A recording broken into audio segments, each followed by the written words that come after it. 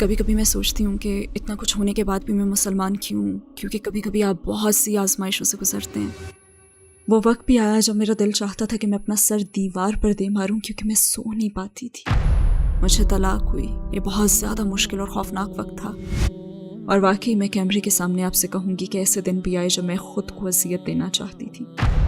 मुझे याद है कि मैं बाथरूम में अपना चेहरा देख रही थी और मुझे इससे इस कदर नफ़रत महसूस हुई कि मैं अपना चेहरा नोच लेना चाहती थी। अपनी फैमिली के बगैर मेरी ज़िंदगी का हर पहलू मुश्किल था, क्योंकि मैं उन सब के बहुत करीब थी और मुझे उन सब से बहुत मोहब्बत थी। ऐसा हमेशा होता है।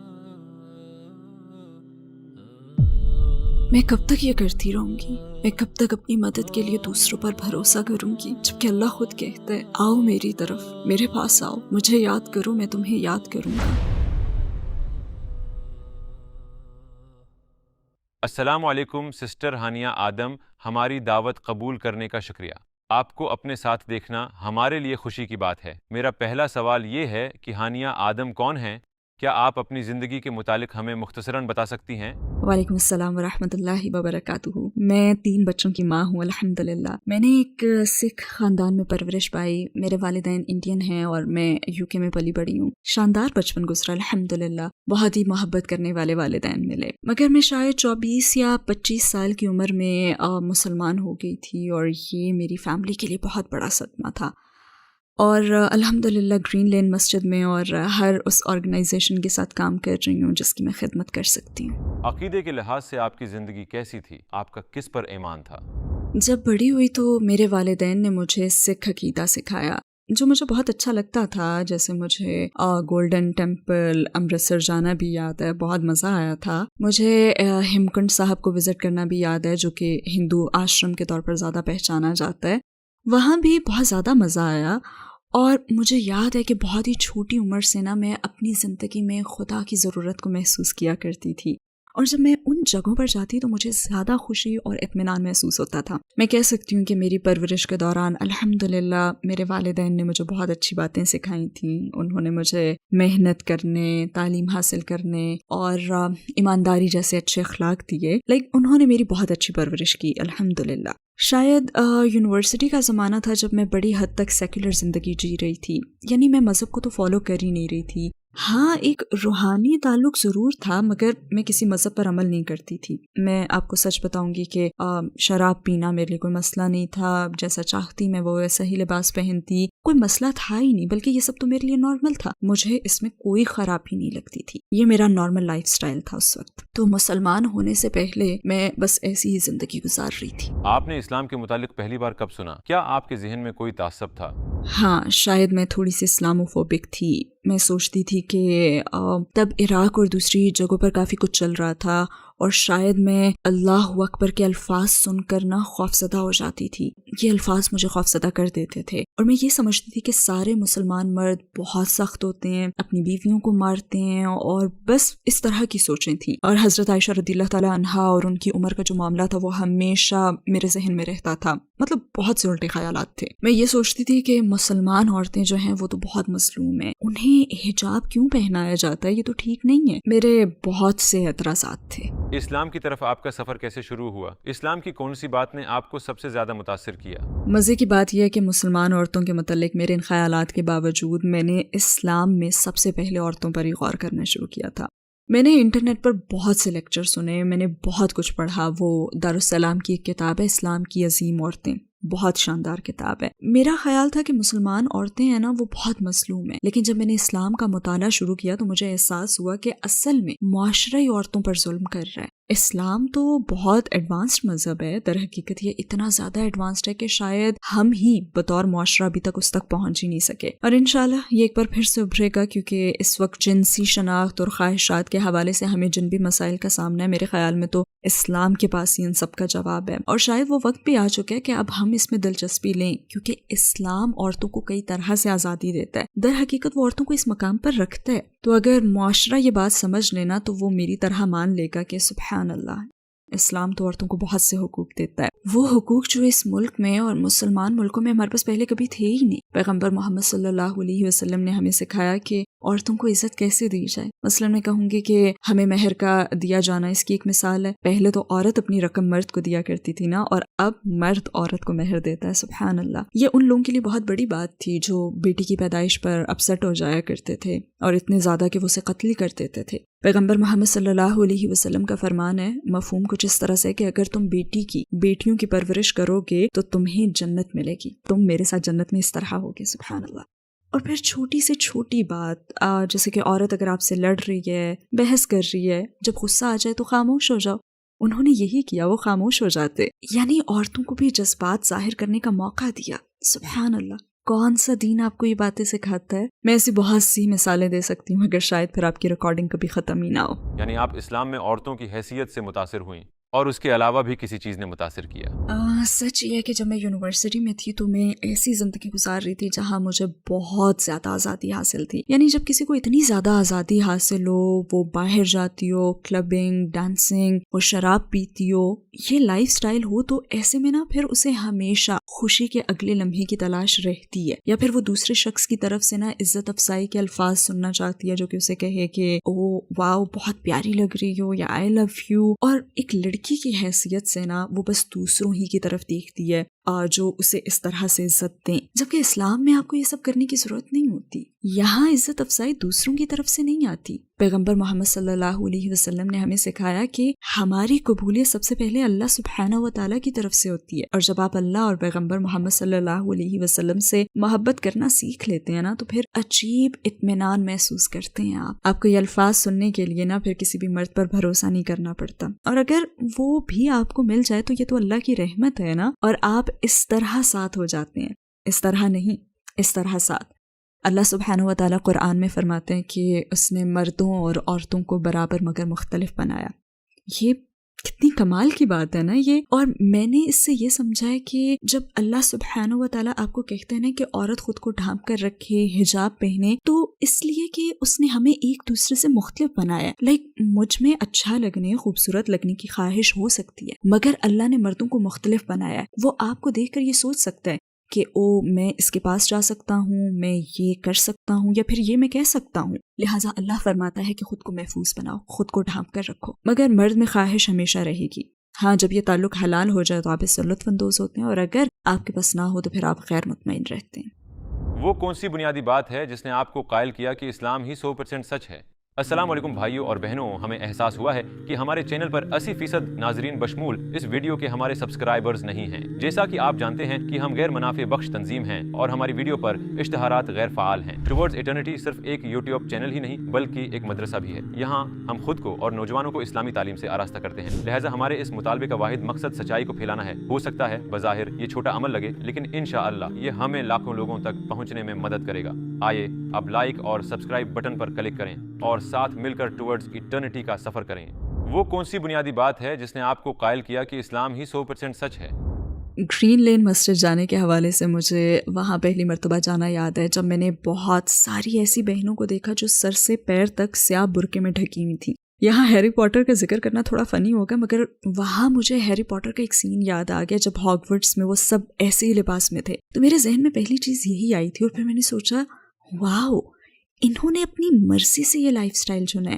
مطلب میں بھی اس طرح کا اعتماد محسوس کرنا چاہتی ہوں، کیونکہ میں تو ابھی منی اسکرٹ میں گھومتی ہوں نا، لیکن میں جاننا چاہتی ہوں کہ اس لباس میں سڑکوں پر چلنا کیسا لگتا ہے. اور صرف یہی نہیں بلکہ وہ سب تو بہت ملنسار، بہت محبت کرنے والی، مہربان اور مددگار تھی. اور سچی بات یہ ہے کہ کبھی کبھی دوسروں سے بات نہ کرنا نا اپنے لیے ہی مشکلات پیدا کرنے کا سبب بنتا ہے. جیسے میں نے حجاب پہننے والی مسلمان عورتوں سے تو کبھی بات کی ہی نہیں تھی، بلکہ میں نے کسی بھی مسلمان عورت سے بات نہیں کی تھی. لہٰذا میرے لیے یہ پہلا موقع تھا. انہوں نے تو مسکرا کر میرا استقبال کیا، جبکہ ہم لوگوں میں تو اتنے تعصبات اور اتنے غلط خیالات ہیں، اور ہم سمجھتے ہیں کہ حجاب والی عورتیں تو مسکراتی نہیں ہیں.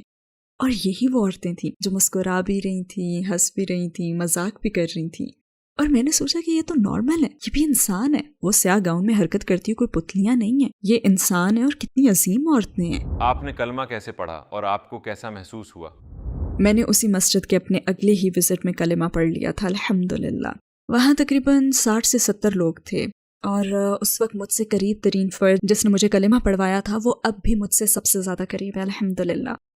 لہٰذا کلمہ پڑھنے کا تو تجربہ بہت شاندار تھا. ویسے مجھے خوف بھی محسوس ہوا تھا لیکن اچھا احساس تھا، بہت ہی اچھا احساس. مجھے کلمہ پڑھنا، غسل کرنا سب یاد ہے اور مجھے بالکل ایسا محسوس ہوا جیسے میرا نیا جنم ہوا ہے. اور یہ نئی شروعات ہی تھی کیونکہ میں جانتی ہوں کہ اللہ سبحانہ و تعالیٰ سب گناہ دھو دیتا ہے مگر جو نیکیاں ہوتی ہیں ان کا ثواب باقی رہتا ہے. تو یہ ایک بہت ہی اچھا احساس تھا اور میں ایک مسلمان عورت کی شناخت اپنانے کے لیے تیار تھی. ہاں، اس کے بعد میں نے پڑھنا اور پھر بہت زیادہ پڑھنا شروع کر دیا. آپ کے قبول اسلام پر آپ کی فیملی اور ارد گرد کے لوگوں کا کیا ری ایکشن تھا؟ وہ بہت بہت مشکل وقت تھا مگر اس مشکل وقت کے ساتھ آسانی بھی تھی. ہاں، میں نے اسے نہیں پہچانا کیونکہ انہوں نے مجھ سے تعلق بالکل ہی توڑ لیا تھا. لہٰذا میرے پاس سوائے اللہ کے کوئی نہیں تھا. اسلام قبول کر کے میری شادی بھی بہت مشکل کا شکار ہو گئی تھی. بچوں کی ماں ہونا خود ایک بہت بڑی مشکل ہے. اپنی فیملی کے بغیر میری زندگی کا ہر پہلو ہی مشکل تھا کیونکہ میں ان سب کے بہت قریب تھی اور مجھے ان سب سے بہت محبت تھی. وہ وقت بھی آیا کہ جب میرا دل چاہتا تھا کہ میں اپنا سر دیوار پر مار دوں کیونکہ میں سو نہیں پاتی تھی. جب آپ اتنی اذیت میں ہوں تو دماغ سکون نہیں پاتا اور دماغ میں بار بار خیالات کی بھرمار رہتی ہے. میں جس بھی چیز کی طرف دیکھتی تو سب سے پہلے اپنے ماں باپ اور اپنی فیملی کی طرف میرا دھیان جاتا. اگر میں سپر مارکیٹ جاتی تو مجھے ویکینڈز پر اپنے ابو کے ساتھ سپر مارکیٹ جانا اور گروسری کی شاپنگ کرنا یاد آتا. اگر میں آسٹا میں کوئی گانا سنتی تو اس گانے پر اپنی بہن کے ساتھ ڈانس کرنا یاد آتا. اور اگر میں ٹی وی پر کوئی پروگرام دیکھتی تو اپنے بھائی کے ساتھ اسے دیکھنا یاد آتا. اور جب میری شادی شدہ لائف میں کوئی مشکل آتی تو بھی میں دوڑ کر اپنی فیملی کے پاس جانا چاہتی تھی لیکن میں جا نہیں سکتی تھی. تو بس بے بسی سے باہر نکل کر میں کار میں بیٹھ جایا کرتی تھی. تو وہ بہت بہت زیادہ مشکل وقت تھا. اپنی فیملی کے بغیر جینا بہت مشکل ہے. تب بھی بہت مشکل تھا اور اب بھی مشکل ہے. لیکن مسلمان کی حیثیت سے ہم اس پر صبر کرتے ہیں اور ہم صحابہ کے قصوں سے جانتے ہیں کہ ان کے ساتھ بھی یہی ہوا تھا اور انہیں فیملی نے چھوڑ دیا تھا. ہم جانتے ہیں کہ پیغمبر محمد صلی اللہ علیہ وسلم نے اپنے چچاؤں کو کہا تھا کہ دیکھیں میں مختلف زندگی گزاروں گا. ہم جانتے ہیں کہ وہ لوگ بھی انسان تھے اور ان میں احساسات تھے. اب مجھ میں ان کے خلاف کوئی بھی بکس نہیں ہے. میں بس آپ سے اتنا ہی کہوں گی کہ میری ماں اب بھی میری رول ماڈل ہیں. وہ اب بھی مجھے دنیا کی ہر چیز سے زیادہ پیاری ہیں. بالکل ایسے جیسے محمد صلی اللہ علیہ وسلم کو اپنے غیر مسلم چچا سے محبت تھی. وہ اپنے چچا کے لیے روئے اور ان کے لیے سب کچھ کیا. میرے بھی اپنی ماں کے لیے وہی احساسات ہیں. وہ ایک شاندار عورت ہیں اور انہیں اس رویے کا حق ہے. میں نے ان کا دل توڑا ہے اور میں اپنی موت تک نہ اپنی ماں کا دل دکھانے کے لیے ان سے معافی مانگتی رہوں گی. لہٰذا میں ان کے لیے دعا کرتی ہوں.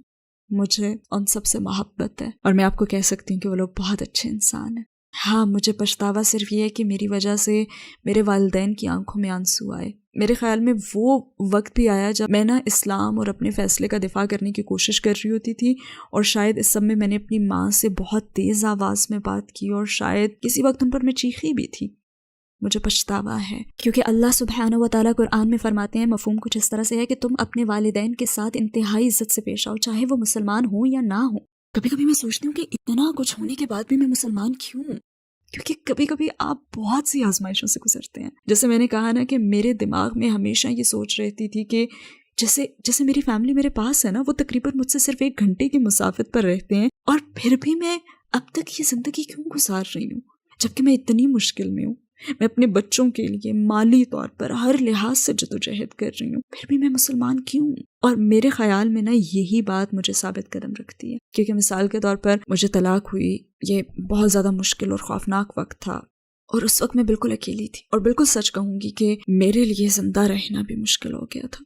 مجھے نہیں معلوم تھا کہ میں زندہ رہنا چاہتی بھی ہوں یا نہیں. بہت سارے مسائل تھے جن سے اس وقت میں اکیلے لڑ رہی تھی. اور اس وقت میں اپنی آنٹی سے ملنے گئی تھی. ویسے میں ارادہ کر کے نہیں گئی تھی، بس ایک اتفاق ہی تھا. یہ میں ان کی دہلیز پر کھڑی تھی اور 10 سال میں پہلی مرتبہ میرے خاندان کے کسی فرد نے مجھ سے محبت کا سلوک کیا تھا. وہ کمال کی عورت ہے. انہوں نے میرے لیے چائے بنائی. وہ میرے پاس بیٹھی اور کہنے لگی تم ٹھیک ہو؟ بالکل ایسے ہی کہا تھا، تم ٹھیک ہو؟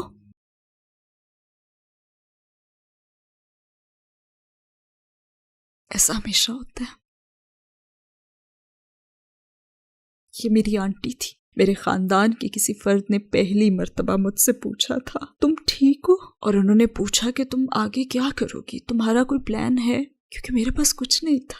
میرے پاس بس میرے 3 بچے تھے اور خدا کی قسم میں اپنا گھر نہیں چھوڑنا چاہتی تھی. میں وہاں بیٹھی اور میں نے سوچا او خدا کیا ہو جاتا اگر میں اپنا اسلام چھپا کر رکھتی، اپنے اسلام کو اپنے دل میں ہی رکھتی. لیکن اگر میں گھر واپس آ جاؤں تو، کیونکہ وہ مجھ سے محبت کرتی ہیں اور میں ان کے ساتھ رہنا چاہتی ہوں. میں ان کا گھر چھوڑ کر نہیں آنا چاہتی تھی، میں ان کے گھر میں رہنا چاہتی تھی. میں ہر چیز چھوڑ دینا چاہتی تھی بس اپنا دین نہیں. اور میں نے سوچا میں اسے چھپا سکتی تھی. میں اوپر کی منزل پر نماز پڑھ لیتی جب کوئی نہ دیکھ رہا ہوتا مجھے. میں گھر واپس جانا چاہتی تھی. قدر اللہ میری دادی جنہوں نے مجھے ان 10 سالوں میں نہیں دیکھا تھا، بہت زیادہ بوڑھی تھیں. وہ کمرے سے باہر آئیں اور قریب ہی تھا کہ وہ مجھے دیکھ لیتی. میری آنٹی نے مجھے کہا کہ فوراً چلی جاؤ، گھر سے باہر نکل جاؤ، کیونکہ اگر انہوں نے تمہیں دیکھ لیا تو وہ بہت بوڑھی ہیں اور ہمیں نہیں پتا کہ آگے کیا ہوگا. بس انہوں نے مجھے گھر سے پچھلے دروازے سے بس نکل بھاگنے کو کہا اور مجھے گھر سے نکلنا پڑا. کوئی گڈ بائی نہیں، کوئی الوداعی بات نہیں. اور میں جلدی سے گھر سے نکل گئی اور اپنی کار میں بیٹھی اور میرا پہلا ریاکشن یہ تھا کہ کسی کو فون کروں، کیونکہ اب بس میں گھر پر رکنا چاہتی ہوں. میں اپنی فیملی میں واپس جانا چاہتی ہوں. میرے پاس کچھ نہیں ہے، میرے پاس کوئی نہیں ہے. اور پہلا کام جو میں نے کیا وہ یہ تھا کہ میں نے اپنی انتہائی نیک سیرت دوست کو فون کیا، مگر اس نے فون نہیں اٹھایا. میں چاہتی تھی کہ وہ مجھے دلاسا دے کہ نہیں پیاری دوست سب ٹھیک ہے، اٹس اوکے. پھر میں نے دوسری دوست کو فون کیا کیونکہ اس کی قرات خوبصورت اور میرا قرآن سننے کا دل چاہ رہا تھا، لیکن اس نے بھی فون نہیں اٹھایا. اور پھر میں نے سوچا کہ میں کب تک یہ کرتی رہوں گی، میں کب تک اپنی مدد کے لیے بس دوسروں پر بھروسہ کروں گی، جبکہ اللہ تو خود کہتا ہے آؤ میری طرف، میرے پاس آؤ، تم مجھے یاد کرو میں تمہیں یاد کروں گا. آپ کا تو اپنے اللہ سے رابطہ ڈائریکٹ ہے. اور پھر میں کار میں بیٹھ گئی اور میں نے آیت الکرسی پڑھی، میں نے 3 کل پڑھے اور میں نے اللہ سے التجا کی میرا دین قائم رکھنا. میں اس وقت اللہ سبحانہ و تعالیٰ کے سامنے گڑ گڑائی، میرا دین قائم رکھنا، بس میرا دین قائم رکھنا، میں اس کے لیے سب کچھ سہنے کے لیے تیار ہوں، بس مجھے مسلمان کی موت دینا. میں نے یہ دعا کی اور میرے خیال میں یہ ایک اور اہم ترین لمحہ میری زندگی میں آیا تھا جب میں نے جانا کہ ہاں میں مسلمان ہوں. کیونکہ شیطان آپ کے پاس بہت مرتبہ آئے گا اور اسلام کے بارے میں آپ کے دل میں وسوسے پیدا کرے گا. کیا میں مسلمان ہوں؟ میں کس کے لیے مسلمان ہوں؟ میں کیوں مسلمان ہوں؟ مجھے اسلام کے متعلق کون سی بات آخر پسند ہے؟ شیطان آپ کے پاس اس وقت آئے گا جب آپ بہت کمزور اور بے بس ہوں گے. شیطان آپ کے پاس آتا ہے. لہٰذا دین سیکھنے کے وہ تمام 9-10 سال اس وقت ڈھال بن کر میرے سامنے آ گئے تھے. لہٰذا میں بچوں سے بھی بس یہی ایک بات کہتی ہوں کہ کیونکہ وہ بھی نہ سمجھ ہے نا، وہ اسلام کی روحانیت کو محسوس ہی نہیں کر سکتے، وہ بھی بہت چھوٹے ہیں اور ان کی نظر میں زندگی بہت بڑی ہے. میں انہیں کہتی ہوں کہ علم سیکھتے رہو، کیونکہ آپ نہیں جانتے کہ جس لمحے آپ مشکل میں گھرتے ہو تو جو کچھ آپ نے سیکھا ہوتا ہے نا، چاہے سیکھنے کا مقصد جانے بغیر ہی سیکھا ہو، وہ آپ کی مدد کے لیے آتا ہے اور مشکل وقت میں آپ اور آپ کی زندگی کو بچاتا ہے. تو جب آپ کی امی کہیں نا کہ مدرسے جاؤ، جب آپ کی امی آپ سے کہیں چلو اپنی اسلامک اسٹڈیز کا سبق لینے جاؤ تو جایا کرو. نو مسلموں کو بھی میں یہی کہوں گی کہ علم سیکھتے رہیں. آپ بس اس لیے مسلمان نہیں ہیں کہ میں اللہ پر ایمان رکھتا ہوں، نہیں، جائیں اور علم سیکھیں، دین پڑھیں، محنت سے سیکھیں اور اسے روزانہ پڑھتے رہیں چاہے تھوڑا ہی سے. کیونکہ جب آپ پر کوئی مشکل آئے گی تو شیطان آپ کے پاس آئے گا اور آپ کا ایمان چھیننے کی کوشش کرے گا. اس وقت اچانک نا آپ کی تمام سیکھی ہوئی جو چیزیں ہوتی ہیں نا وہ آپ کے ذہن میں آ جائیں گی اور آپ کو پھر بچا بھی لیں گی، جیسے مجھے اس دن بچا لیا. میں آپ کے سامنے اور مثالیں بھی دے سکتی ہوں اور واقعی کیمرے کے سامنے میں آپ سے کہوں گی کہ ایسے دن بھی آئے جب میں خود کو اذیت دینا چاہتی تھی. مثلا مجھے یاد ہے کہ میں باتھ روم میں اپنا چہرہ دیکھ رہی تھی اور مجھے اس سے اس قدر نفرت محسوس ہوئی کہ میں اپنا چہرہ نوچ لینا چاہتی تھی. اور بدترین چیز یہ کہ ایسی کیفیت باتھ روم میں ہوئی تھی جہاں پہ آپ اعوذ باللہ من الشیطان الرجیم بھی نہیں پڑھ سکتے. جب آپ بے بس ہونا تو اس وقت کبھی بھی باتھ روم نہ جائیں. خیر بہرحال پھر میرے ذہن میں نا ایک آواز گونجی کہ کھڑکی سے باہر دیکھو. میں نے کھڑکی سے باہر دیکھا تو آسمان نظر آیا. میں بس تیزی سے سیڑھیاں اتری اور اپنے دروازے کھول کر میں گارڈن میں چلی گئی. میں نے آسمان کی طرف دیکھا، اوپر آسمانوں میں دیکھا، کیونکہ مجھے قرآن کی آیت یاد ہے، شاید یہ قرآن میں ہے یا شاید حدیث ہے. اللہ سبحانہ و تعالیٰ فرماتے ہیں، اس کا مفہوم کچھ یوں ہے کہ ایمان والوں کو چاہیے کہ وہ آسمان کو دیکھیں جو ان کے لیے ایک نشانی ہے.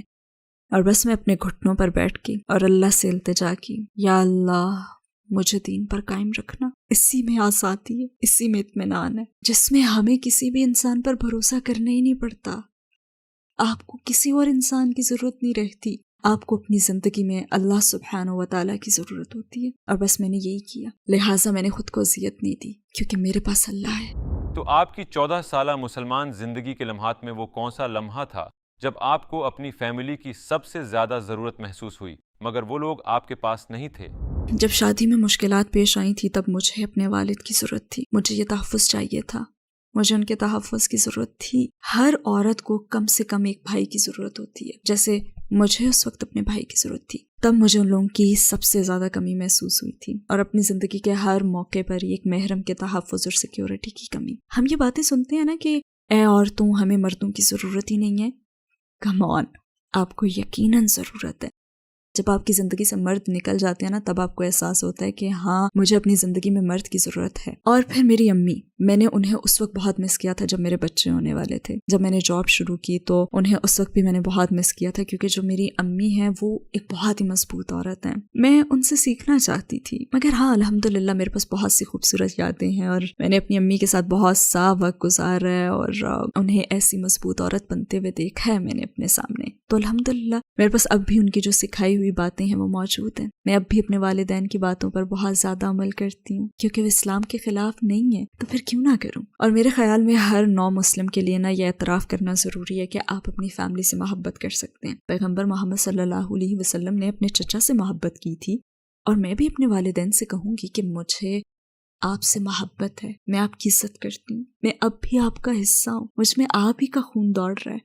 آپ کی سکھائی ہوئی باتیں مجھ میں اب بھی ہیں، آپ نے جو بھی سکھایا میں نے اسے نہیں چھوڑا۔ ایسا کرنا میرے لیے ناممکن ہے۔ آپ میرے رول ماڈلز ہیں، آپ میرا سب کچھ ہیں، اور میں آپ کے ساتھ دوبارہ ملنے کے لیے سب کچھ کروں گی، آپ سے واپس مل جانے کے لیے۔ ہاں بس ایک چیز نہیں کر سکتی کہ آپ کو اللہ سے زیادہ اہمیت نہیں دے سکتی۔ تو کیا آپ کے ساتھ کبھی کوئی غیر معمولی واقعہ ہوا جب آپ کو محسوس ہوا ہو کہ آپ کا اللہ کے ساتھ ایک خاص تعلق ہے؟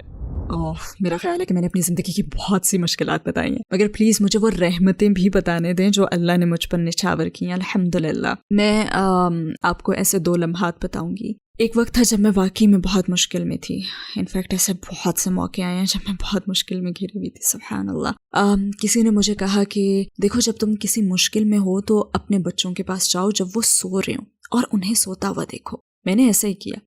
وہ بھی ایسے ہی ایک مشکل وقت تھا جب میں زندگی سے ہار ماننے کو تیار تھی، بس مجھے خود سے نفرت ہو گئی تھی، اور میں یہی سمجھتی تھی کہ میں لوگوں پر بوجھ بن گئی ہوں۔ خیر پہلے میں اپنی بیٹی کے کمرے میں گئی، اس وقت وہ تقریباً 11 سال کی تھی، مگر جب سو رہی ہوتی تو میری 5 سال کی معصوم بیٹی لگتی تھی وہ۔ سبحان اللہ، میری بیٹی، یہ میری بیٹی ہے، اللہ سبحانہ و تعالیٰ نے یہ بیٹی مجھے دی ہے، اللہ سبحانہ و تعالیٰ نے اسے میرے ذریعے اس دنیا میں بھیجا ہے۔ اور پھر میں اپنے بیٹوں کے کمرے میں گئی، وہ بہت گہری نیند سو رہے تھے، اور پھر مجھے نا سورہ ملک کی وہ آیت یاد آئی، مفہوم جس کا یہ ہے کہ تم بہت کم شکر ادا کرتے ہو۔ اور میں نے سوچا کہ آخر میں کیسے شکوہ کر سکتی ہوں، میں کیسے خود سے نفرت کر سکتی ہوں، جبکہ اللہ سبحانہ و تعالیٰ نے مجھے اتنی رحمتیں، 3 بچے دیے۔ اور اس لمحے میں نے خود کو اللہ سے بہت قریب پایا تھا، کیونکہ میں نے اسے پہچانا، میں نے اس کا شکر ادا کیا، اور خود کو اس کے بہت قریب محسوس کیا۔ ہمارے پیغمبر صلی اللہ علیہ وسلم کی کون سی بات نے آپ کو سب سے زیادہ متاثر کیا؟ ان کے کردار نے، ہمیشہ ان کے کردار نے، اور سب سے پہلے تو عورتوں کے ساتھ ان کا حسن سلوک، کہ آپ نے اس شخص سے بات کرنا پسند ہی نہیں کی جو اپنی بیٹی کو پیار نہیں کرتا، اور پھر اپنی بیویوں کے جذبات اور احساسات کا وہ کتنا احترام کرتے تھے، اور ایسے وقت میں بہترین رویہ بھی اپناتے تھے۔ اور پھر وہ ایک واقعہ جہاں پہ ایک صحابی نے آپ صلی اللہ علیہ وسلم کو ڈنر پر انوائٹ کیا، تو آپ صلی اللہ علیہ وسلم نے اس سے پوچھا کہ کیا عائشہ کو بھی دعوت دی ہے، تو اس نے کہا نہیں، تو آپ نے بھی اس دعوت کو قبول نہیں کیا تھا۔ ان کی ہر بات، ان کی شرافت، اپنی بیویوں کے درمیان برابر کا سلوک، گھر میں ان کی نرم مزاجی، اور پھر میدان جنگ میں ان کی طاقت، ہر چیز نے ہی متاثر کیا۔ طائف میں جب وہ مدد مانگنے گئے تو وہاں ان پر ظلم کا ہونا، پھر بھی دیکھیں انہوں نے جواب میں کیا کیا، وہ روئے بھی ہیں۔ آج کے مرد سمجھتے ہیں کہ ہم رو نہیں سکتے، ہماری انا کا مسئلہ ہے، نہیں، وہ روئے بھی ہیں۔ اور ہم جنس کے متعلق بات کرتے ہیں، مرد کی حیثیت، عورت کی حیثیت، پیغمبر محمد صلی اللہ علیہ وسلم کو دیکھیں۔ ویسے آج کل میں یاسر قاضی کی لکھی ہوئی ان کی سیرت پڑھ رہی ہوں، اور ہر پیراگراف سے مجھے کچھ نہ کچھ سیکھنے کو مل رہا ہے، الحمدللہ۔ بہت ہی شاندار کتاب ہے ماشاءاللہ، میں ہر ایک کو یہ پڑھنے کا کہتی ہوں، اور اس میں ان کی وفات تک ہر چیز موجود ہے۔ اور اس میں حضرت عائشہ رضی اللہ تعالیٰ عنہا کے سر درد کی شکایت کا بھی واقعہ ہے۔ انہوں نے اپنے سر درد کی شکایت کی تھی تو آپ صلی اللہ علیہ وسلم نے فرمایا کہ نہیں، بلکہ میرا سر درد سے پھٹ رہا ہے اور میرا دم نکل رہا ہے، سبحان اللہ۔ انہوں نے ہر مشکل سہی تاکہ ہم اچھے مسلمان بنیں اور جنت میں جا سکیں۔ وہ اپنی فیملی، اپنے مال کے حوالے سے ہر آزمائش سے گزرے. کس لیے؟ ہمارے لیے. اسلام سے پہلے آپ کی زندگی کا کیا مقصد تھا اور اسلام کے بعد کیا ہے؟ خدایا، میرا مقصد گھر واپس جانا ہے. باخدا میں گھر جانا چاہتی ہوں. گھر، مجھے بس گھر جانا ہے، اور میں چاہتی ہوں کہ اللہ سبحانہ و تعالیٰ مجھے میری فیملی لوٹا دے. یہی میرا مقصد ہے. اے اللہ، مجھے میری فیملی واپس دے دے.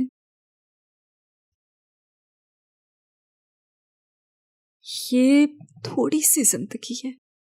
میں ہر وقت خود کو یہی سمجھاتی ہوں کہ یہ دنیا کی زندگی تو بس ذرا سی زندگی ہے. ہم یہاں ہمیشہ کے لیے نہیں ہیں. میں بس گھر جانا چاہتی ہوں. آخر میں آپ ان لوگوں کو کیا کہیں گی جو آپ کو دیکھ رہے ہیں، جن کے دل اسلام کے قریب آ رہے ہیں مگر اپنے رشتہ داروں اور قریبی لوگوں کے رد عمل سے خوفزدہ ہیں؟ اپنا اصل مقصد ذہن میں رکھیں. آپ کا اصل مقصد ہے، دیکھیں، چاہے آپ میں ایک ذرہ ایمان ہو نا، چاہے آپ میں ایمان کا ذرا سا ہی احساس ہو، آپ کا اصل مقصد جنت میں پہنچنا ہے. اگر آپ واقعی اس پر ایمان رکھتے ہیں کہ خدا کا وجود ہے، تو میں کہوں گی کہ سب سے پہلے آپ علم حاصل کریں. یہ جو آپ کا ذرہ برابر ایمان ہے نا، آپ اس پر جمے رہیں اور علم سیکھتے رہیں. شیطان کو اپنے پاس نہ آنے دیں کہ کہیں وہ اتنا سا ایمان بھی نہ لے جائے، کیونکہ شروع میں وہ اس کی سخت کوشش کرے گا. شیطان آپ کے پاس بھرپور انداز میں آئے گا اور آپ کو دوبارہ کافر بنانے کی کوشش کرے گا. اس لیے سیکھیں، خود کو علم دیں، اپنے مقاصد طے کریں، اپنے ذہن میں اپنا ٹارگٹ رکھیں. اور میں آپ کو بتاؤں کہ میرے ذہن میں یہ خیالات آتے تھے، میرے دماغ میں یہ باتیں چلتی تھی. ایک منفی آواز تھی اور پھر ایک اچھی آواز ابھرتی تھی. کبھی کبھی آپ کو یہ کرنا پڑتا ہے، آپ کو یہ بلند آواز سے کہنا پڑتا ہے، اے اللہ، مجھے تیری ضرورت ہے، مجھے صراط مستقیم پر چلا. اگر میں ان سوالات کے بارے میں سوچوں کہ مجھے اپنی فیملی کے ریاکشن کے باعث ایسا کرنا چاہیے یا نہیں، تو آپ یہ سوچ لیا کریں کہ آپ اکیلے دنیا سے جائیں گے. جب آپ کو قیامت میں کھڑا کیا جائے گا تو آپ کی فیملی آپ کی مدد نہیں کرے گی. اگر آپ ابھی قیامت کے دن پر ایمان لانے کے درجے پر نہیں پہنچے، کیونکہ کچھ لوگ ابھی سیکھ رہے ہیں نا، تو یہ سوچ لیا کریں کہ اس دنیا میں مجھے اپنی فیملی سے کیا فائدہ مل رہا ہے اور مجھے روحانیت سے، خدا پر ایمان لانے سے کیا فائدہ مل رہا ہے. تو اس مرحلے پر میں یہی کہوں گی کہ سب سے اہم چیز ہے علم سیکھنا. بس علم حاصل کرتے رہیں، کیونکہ یہ آپ کو منزل تک پہنچا دے گا. اور اپنے دل میں سچی تڑپ رکھیں کہ آپ وہاں تک پہنچنا چاہتے ہیں. اللہ تعالیٰ فرماتے ہیں، مفہوم یہ ہے کہ میری طرف قدم بڑھاؤ، رکے نہ رہو. تو ایسے کہا جا سکتا ہے کہ دین میں ہمیں اللہ کی طرف بڑھنے کی ترغیب دی گئی ہے.